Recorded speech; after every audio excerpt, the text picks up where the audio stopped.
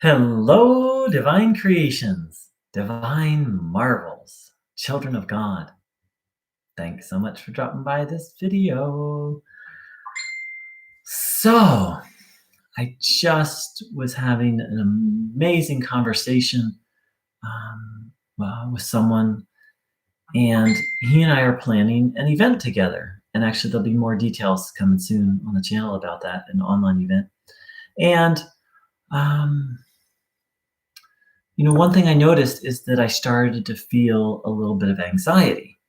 Now, and I know what it's about. I have there's something I'm healing that when it's involving new people and new situations, nervous system can get a little amped up. So in my old days, in my Neo-Advaita days, in my spiritual bypass days, in my ungrounded spiritual days, what I would have done is I would have done what's called spiritual bypass. So I would have been aware of of the anxiety, and I would have done something like, "Well, I am the self. I can't be anxious," or um, I think that that's pretty much what I would do. Or I would just sit and meditate and try and get a spiritual high or I'd start chanting mantras or now, first and foremost, all those things, meditating to rise above problems, chanting mantras, affirming our true nature, those are all good. But the thing is, and helpful in the right time and in the right way. But so what I would have done, here's what would have happened, is I would have um, bypassed that feeling of fear and anxiety. And then I would have gone and done this event and probably had basically a PTSD trigger and been literally traumatized from it. And this is how I lived life over and over and over and over. Neo-Advaita is a complete denial of everything relative. It's complete denial of everything individual. Ultimately, it's actually a complete denial of everything meaningful other than God. But that's another video. But it's dysfunctional, completely dysfunctional, and completely disempowering. It almost killed me. But you can see this from this little thing, how living that way, um, how living a spiritual bypass life is completely destructive.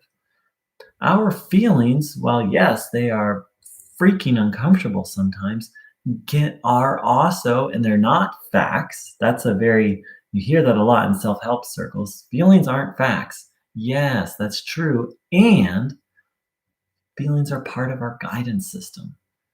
The the the capacity to move towards what feels good and to move away from what doesn't feel good is essential to a functional life, and it's essential to thriving. Um, Now, attachment to that's where suffering comes in. But no genuine spiritual teacher is going to try and completely remove your capacity to feel.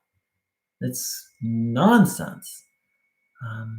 To the contrary, a true spiritual teacher will help you learn how to feel and learn to distinguish between authentic, actual feelings and reactive feelings, which are almost always based in attachment. So, if you go to a spiritual teacher and like, oh, I'm feeling anxiety, and they're like, who is it that feels anxious? And you're probably dealing with Neo-Advaita nonsense, and you'd be best to keep your distance.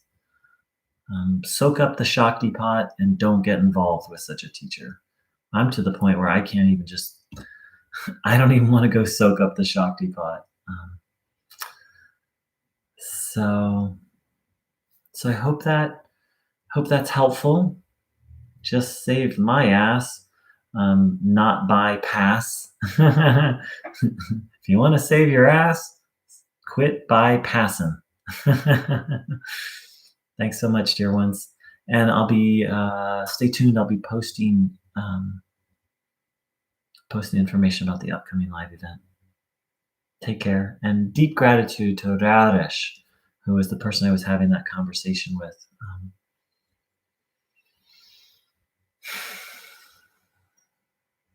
Thanks, beautiful, infinite, eternal souls.